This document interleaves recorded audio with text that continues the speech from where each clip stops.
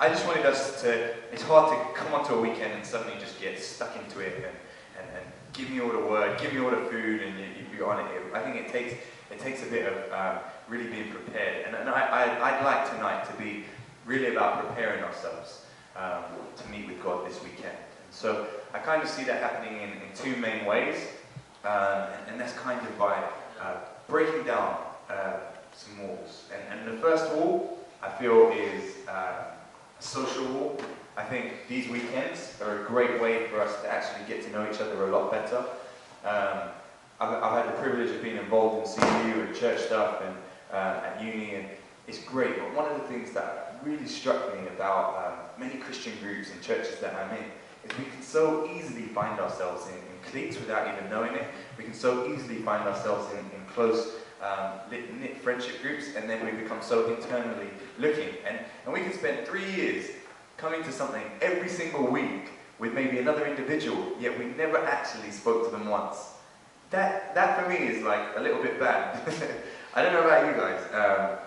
And so I'd love for this weekend for you guys to be a very key time of building that community and building those friendships and speaking to those that you may not have spoken to, and really getting beneath the surface. I think we're so good at putting up a front. I think we're so good at saying we're great or whatever and grand, but actually never going deep with each other. And so I'd love for that to be the case. But for that to be the case, often certain walls need to be broken down, and certain initial social stigmas need to be broken down. And so I'd love for that to be part of what we do this evening.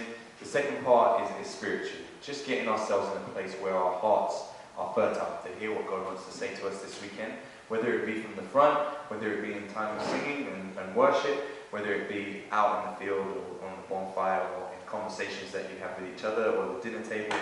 I want you guys to be prepared to be meeting God in those places, not just in here. So that's the kind of idea for this evening. I'm not going to take up 3 hours. So, wonderful. Let's start with the first one, of breaking down the social barriers. I'd be interested to know here who here is fourth year. We've got any fourth years here? Third years here. If you're third year, stand up. Great. Third years, these are your third years. Sit down, third years. Second years, stand up.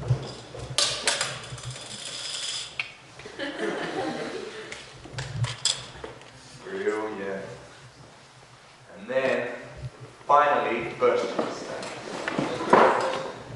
Wow, this is good. So look around, these are your first years. You saw your second years, and then you saw your third years, right? Excellent. So this weekend I really want it to be a time where you get to know each other deeper, you get to know each other better and on a real deep level. And so in a second we'll take the opportunity to do something. It'd be also interesting to know who here maybe goes to see you every single week without fail. If that's you, just quickly stand up. Brilliant. That's good. Quickly, stay standing, no one says sit down. Let's get back up. Stay standing for you guys who are regular attendees. So I think there's a real responsibility on you guys, no matter what year you're in, no matter how old you are, the fact that you guys are regular goers to this Christian union, this place where Christians gather, there's a particular responsibility on you guys to really look out for new people.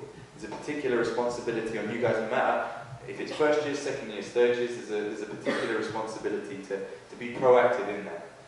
If we take seriously the call that how we treat each other is how others will see Jesus, then this is a key part of how we reach out and grow and see God move. And I would love for the stories to come back with Gloucestershire, just growing exponentially because you guys understood what it meant to be welcoming, to be warm, to be Christ-like, to have Him at the center, but to love each other like He loved the church. So you guys, you're the regulars, there's a responsibility on your heads.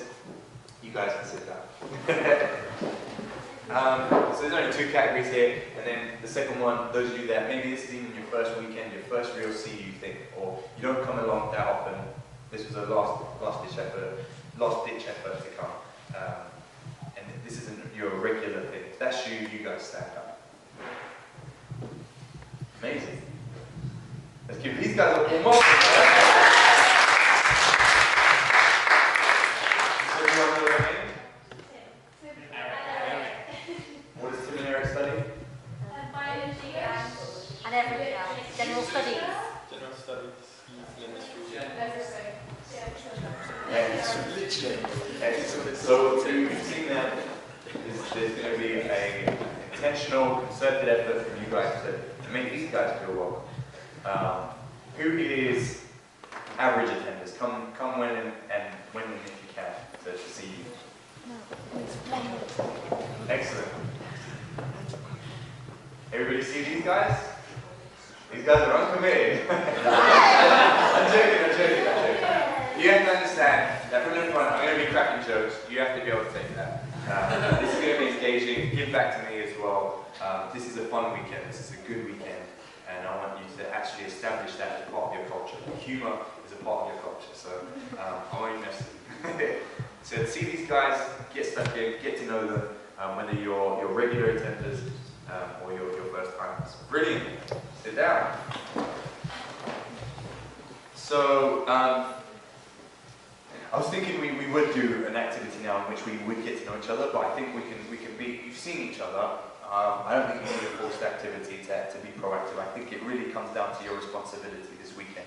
If you haven't met someone, be proactive in getting to meet them, getting to know who they are. Ask these questions. Actually, maybe sometimes social barriers do need to be broken down. I went to an event recently which really, it was a good game. I thought it was a little bit cheesy at first, and I thought, why are we doing this? But in fact, it meant that everybody had to speak to everybody. And it was a simple game where everyone stood up and they had to find someone that shared the same birthday as them. If you can't find the person who shares the same birthday as you, then find someone in the same month and congregate. The month with the most people is the winners, and for the rest of the weekend, everybody serves them. So, okay, I'm joking about the last bit as well. Let's do that. Everybody stands up. Find people who share. I used to hear stories of different CUs, and you used to hear, oh, there's stuff going on in this place, or there's stuff going on in this place, and word travels fast, especially in Christian circles. And we want that to get bigger and wider, and Christian family to grow. So that happens when we live out our faith, and this is a key part of our faith, that we are loving and we build each other up. And I find 1 Thessalonians 5 quite inspiring at the end of it, and it says this, and the game made me lose the verse. Okay, here we are. Verse 11 says, no, verse 10, he died for us so that, whether we are awake or asleep, we may live together with him. Therefore, encourage one another and build each other up, just as in fact you are doing. Let us build each other up, and may that be a key focus for this weekend. The second thing that I really want to see this evening is us to be prepared, us to be really in our hearts prepared for meeting God this weekend. I think, as I said, in the different context that you find yourself this week, just be open.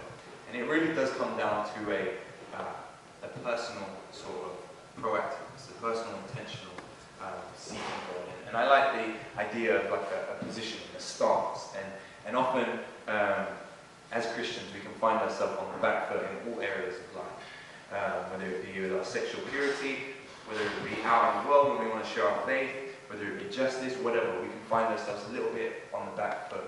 And I feel as Christians, we need to be on the front foot with these things, with sexual purity, with evangelism, keen to get the word out, and on the front foot. And I think all of that starts from a place of being on the front foot when we want to hear from God. So if you imagine a boxer or someone, just on the front foot, like, God, I'm here. This weekend, I want to hear from you. And so there's a visual thing going on there of how we want your stance to be this weekend.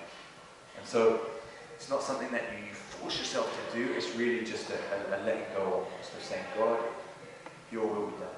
And it begins with prayer and a releasing of our wills. And so essentially, that's what I want the rest of my time this evening being spent on. And so I don't know, We lost our worship leader to the toilet.